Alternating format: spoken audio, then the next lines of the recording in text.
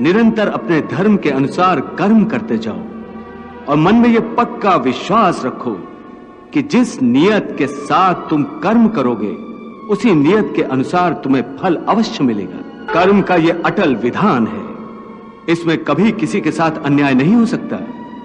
हे अर्जुन, प्राणी का कोई भी कर्म नष्ट नहीं होता। मनुष्य को अपने हर कर्म का फल अवश्य मिलता है। इस तरह प्राणी के कर्मों के अनुसार उन कर्मों का फल हर मनुष्य के प्रारब्ध में लिख दिया जाता है।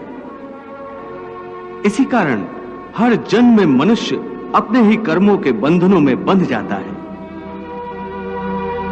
इसी कर्म के बंधन में बंध जाने के कारण मनुष्य आवागमन अर्थात जन्म जन्मांतर के चक्रव्यूह में फंसा रहता है और उसे मोक्ष प्राप्त नहीं हो पाता। मनुष्य अपने एक जन्म में जो कर्म करता है उन कर्मों के फल के रूप में पाप और पुण्य दोनों ही होते हैं।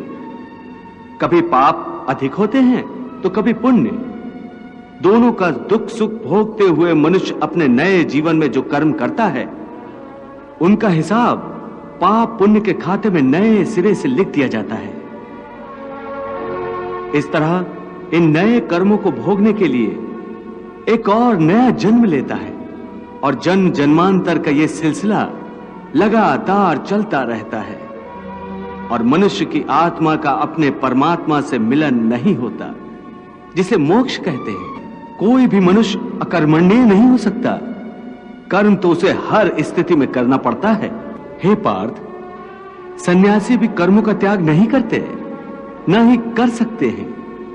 मैंने पहले ही कहा था कि सन्यासी भी कर्म करते हैं। खाना पीना, उठना बैठना, तपस्या करना, साधना करना, ये सब भी तो कर्म ही है। कर्म से कोई कैसे मुक्त हो सकता है? हे पार्थ, इसका तरीका यह है कि मनुष्य फल की इच्छा त्याग कर कर्म को अपना धर्म समझकर करे। फल उसे अवश्य मिलेगा, परंतु इस फल का वो विधान की इच्छा समझकर स्वीकार करे। ज्ञानी पुरुष इसी योग को अपनाकर कर्म योगी बन जाते हैं। उर्वशी के कारण तुम विचलित नहीं हुए थे, परंतु आज कैसे विचलित हो गए हो? उस समय तुम अपना धर्म नहीं भूले थे, परंतु इस समय तुम अपना धर्म भूल रहे हो। इसका कारण जानना चाहोगे?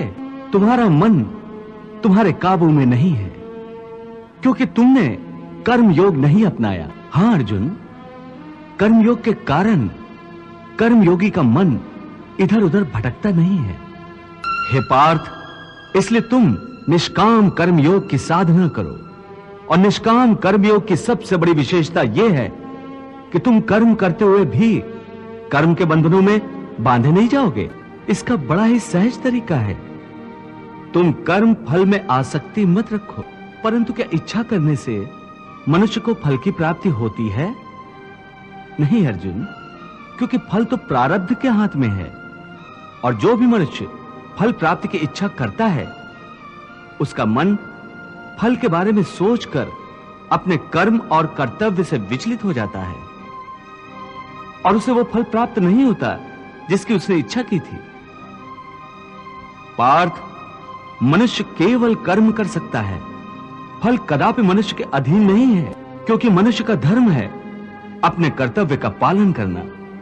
इस कर्तव्य पालन के लिए आवश्यक कर्म करना। हे अर्जुन, जो साधारण मनुष्य फल की इच्छा से ही कर्म में प्रवृत्त होते हैं वो सुख दुख आदि के चक्र में फंस जाते हैं।